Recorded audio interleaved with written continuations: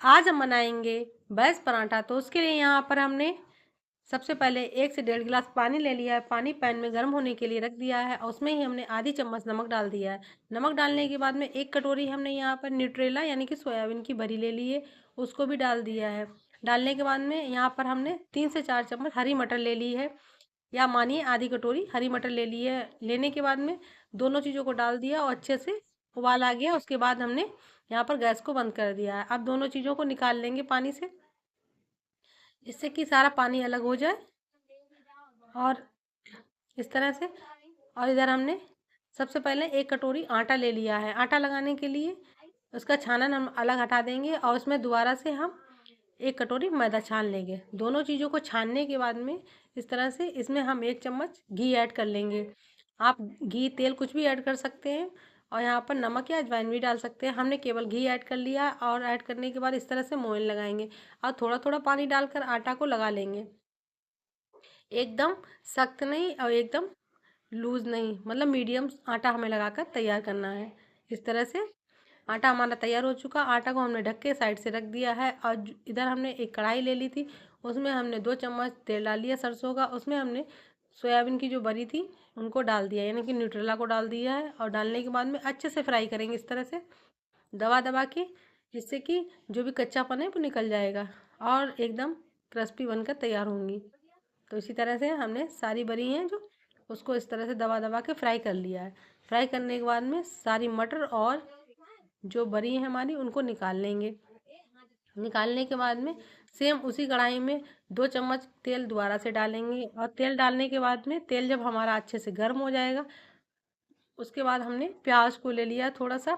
थोड़ी हमने प्याज अपने पराठा के लिए बना के रखी थी, तो थोड़ी सी लच्छे वाली प्याज हमने निकाली अच्छी अच्छी। जो बची बचाई प्याज थी उसको यहाँ पर ऐड कर दिया है। ऐड करने के बाद में एक हमने शिमला मिर्च को लंबा लंबा काट लिया था, उसको भी डाल दिया है। 1 से 1.5 कटोरी हमने यहाँ पर पत्ता गोभी ले ली थी, उसको भी डाला है। और टेस्ट के अनुसार नमक डाल देंगे और लाल मिर्च डाल देंगे। सभी चीज़ें डालने के बाद में उसको चला देंगे, जिससे कि हमारी पत्ता गोभी एकदम सॉफ्ट हो जाएगी नमक डालने के बाद में। और इस तरह से हमने 1 से 1.5 चम्मच यहाँ पर टमाटो केचप, 1 चम्मच हमने चिली सॉस और 1 चम्मच सोया सॉस डाल दिया है और विनेगर डाल दिया आधी चम्मच। और डालने के बाद में इस तरह से मिक्स करेंगे सभी चीज़ों को। बहुत ही बढ़िया स्टफिंग बनकर तैयार होती है, बिल्कुल बिना झंझट के। तो स्टफिंग हमारी बिल्कुल बनकर तैयार हो गई है। यहाँ पर हम थोड़ा सा कॉर्नफ्लावर ले लिया, आधी चम्मच के लगभग लिया है और उस कॉर्नफ्लावर में हमने 1 चम्मच पानी डाल लिया। इसका घोल बना लेंगे। घोल बनाने के बाद में इस स्टफिंग में इसको डाल देंगे, जिससे कि जो स्टफिंग है हमारी बिल्कुल बिखरी बिखरी नहीं रहेगी, अच्छे से एकदम कोट हो जाएगी एक दूसरे में। इस तरह से जो हमने कॉर्नफ्लावर डाला उससे इधर उधर बिखरी बिखरी नहीं रहेगी जब हम इसका रोल बनाएंगे। तो इसी तरह से जो आटा है हमारा, उसको 5 से 10 मिनट हो गए थे जब तक हमने स्टफिंग बनाई रेस्ट पे। और आटे में से हमने इस तरह से पराठा बनाने के लिए यहाँ पर 2 पेड़े यानी कि 2 लोइयाँ बना ली हैं। लोइयाँ बनाने के बाद में नॉर्मल जैसे हम पराठा बनाते हैं उसी तरह से हम इसको बेल लेंगे। सूखा आटा लगा लिया थोड़ा सा। सूखा आटा लगाने के बाद में कंटिन्यू इसी तरह से रोटी या पराठा आप बेल लें। पराठा बेलने के बाद में यहाँ पर हमने घी लगाया थोड़ा सा। घी लगाने के इस तरह से एक ब्रश से या हाथ से घी लगा लेंगे, उसके ऊपर सूखा आटा डाल देंगे। सूखा आटा डालने के बाद में इस तरह से चाकू से कट करेंगे इसको। बीच में बस कट मारना है हमें, साइड से कट नहीं मारना है। साइड से जुड़ा रहेगा तभी अच्छे से पराठा हमारा बनकर अच्छे से रोल हो जाएगा। अगर साइड से भी काट देंगे तो रोल करने में दिक्कत होती है थोड़ी सी। तो इसी तरह से फटाफट से हम इसको रोल कर लेंगे। एकदम लच्छेदार पराठा बनकर तैयार होता है इस तरह से। आप यहाँ पे चाहे सूखा आटा ना लगाएं, घी या तेल से भी बेल सकते हैं, या थोड़ा सा हल्का बिल्कुल लगाएं मैदा या आटा। और इस तरह से इसको ज़्यादा पतला नहीं करते हैं। जब लच्छादार पराठा बनाते हैं बिल्कुल महीन नहीं करेंगे, इसको थोड़ा सा थिक रखेंगे, जिससे कि अच्छे से लच्छे आए उसमें। इस तरह से हमने पराठा बेल कर तैयार कर लिया था और तवे पर हमने घी लगा लिया। थोड़ा सा घी गर्म लगाने के बाद में तवा हमारा गर्म हो चुका था अच्छे से, उसमें हमने पराठा डाल दिया है। और पराठा डालने के बाद में इसको हम अलट पलट लेंगे और इस तरह से जब एक तरफ से अच्छा सिक जाएगा तब दूसरी तरफ भी इसमें घी लगा देंगे। दोनों तरफ से अच्छे से घी लगाने के बाद में दबा दबा के सेक लेंगे इसको। तो हमारा एक पराठा बनकर तैयार हो गया। इसमें जो लच्छेदार पराठा बनेगा तो परतें निकलेंगी। तो अच्छे से ये पराठा हमने बनाकर तैयार कर लिया है। तो एक पराठा हमने सेक लिया है। इसी तरह से हमने दूसरा पराठा बनाकर तैयार किया, उसको भी सेक लेंगे। तो उसमें भी हम घी लगा लेंगे।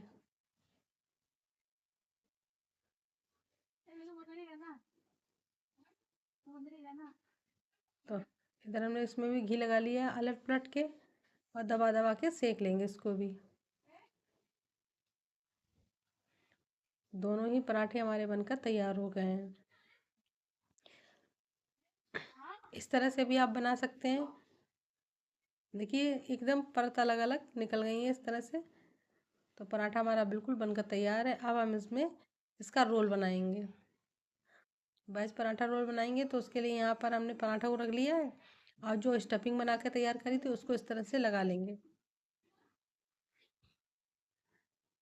स्टफिंग को लगा लेंगे, थोड़ा कम ज़्यादा अपने अनुसार लगा सकते हैं। और यहाँ पर हमने जो लच्छेदार प्याज काट के रखी थी, प्याज काटने के बाद में इस तरह से डालेंगे। और हमने टमाटर भी काट के रखी थी, तो 2 से 3 हमने यहाँ पे डाल लेंगे। और डालने के बाद में इस तरह से देखिए प्रेस करेंगे, क्योंकि हमने ये लच्छेदार पराठा बनाया तो एकदम से देखिए इसकी परत अलग हो गई है। इस तरह से इसको रोल कर देंगे। खाने में बहुत ही टेस्टी लगता है ये रोल।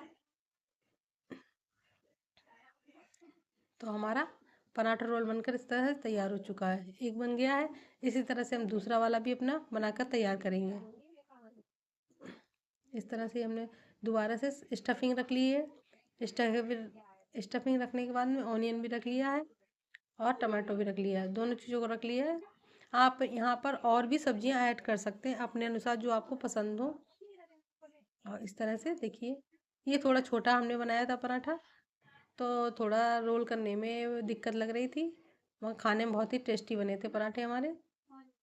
इस तरह से तो हमारे इसी तरह से पराठे बनकर तैयार हो गए। देखिए वेज पराठा रोल बना लिया हमने। और इधर हमने ये सादा वाला बिल्कुल नॉर्मल जैसे रोटी बनाते हैं उसी तरह से हमने पराठा बनाकर तैयार किया है। तो यहाँ पर सारी स्टफिंग रख ली है।